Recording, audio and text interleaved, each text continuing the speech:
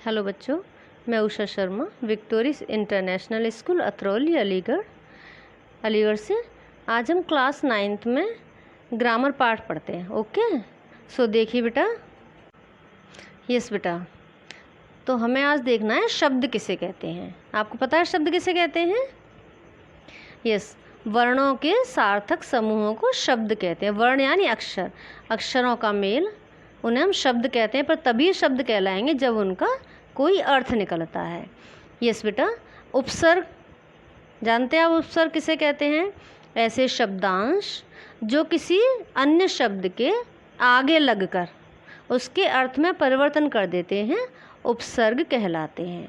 और प्रत्यय ऐसे शब्दांश यानी शब्द का अंश जो किसी अन्य शब्द के अंत में लगकर उसके अर्थ में परिवर्तन कर देते हैं, वे प्रत्यय कहलाते हैं। ओके बेटा।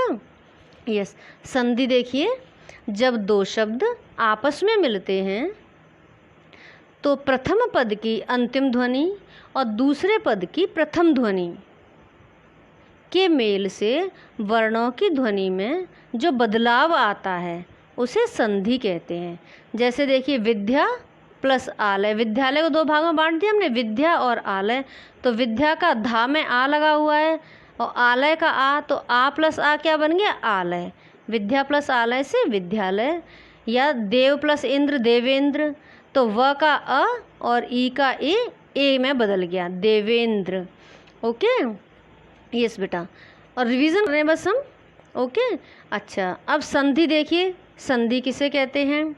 यदि संधि के भेद वैसे 3 होते हैं: स्वर संधि, व्यंजन संधि, विसर्ग संधि।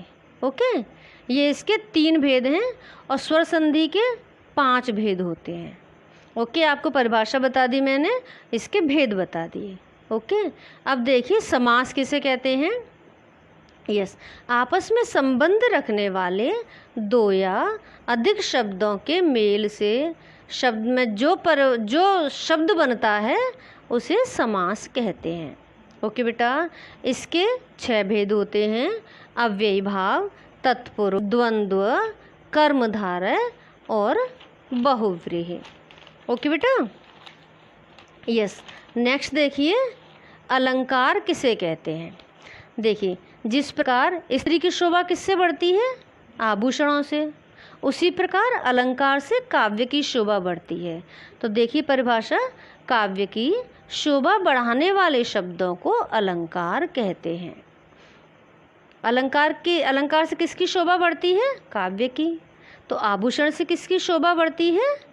स्त्री की। ओके, अलंकार के 6 भेद होते हैं। देखिए, अनुप्रास अलंकार, यमक अलंकार, श्लेष अलंकार, उपमा अलंकार और उत्प्रेक्षा अलंकार। ओके बेटा। यस, अब देखते हैं हम विराम चिन्ह किसे कहते हैं। यस, देखिए बेटा, विराम माने होता है रुकना, विश्राम करना, आराम करना। यस, जब भी हम बोलते हैं तो अपनी बात को प्रभावशाली बनाने के लिए बीच बीच में रुक जाते हैं। यह रुकना कम या अधिक समय के लिए होता है। कभी हमारे बोलने में उतार चढ़ाव होता है तो कभी नहीं होता है। लिखते समय बोलने के इन लहजों को प्रकट करने के लिए तथा रुकने की क्रिया को दिखाने के लिए कुछ चिन्हों का प्रयोग किया जाता है। ये चिन्ह क्या कहलाते हैं? विराम चिन्ह कहलाते हैं। ओके, मैं आपको विराम चिन्ह दिखा देती हूँ कौन कौन से होते हैं। ऐसे तो समझ में नहीं आया क्या चिन्ह होते हैं इसके, तो मैं विराम चिन्ह दिखा देती हूँ आपको। ओके बेटा। यस, देखिए विराम चिन्ह। यस, विराम चिन्ह देख लीजिए बेटा। देखिए, पूर्ण विराम, अर्ध विराम, विस्मयवाचक चिन्ह, निर्देशक चिन्ह, विवरण चिन्ह, लाघव या संक्षेप सूचक चिन्ह।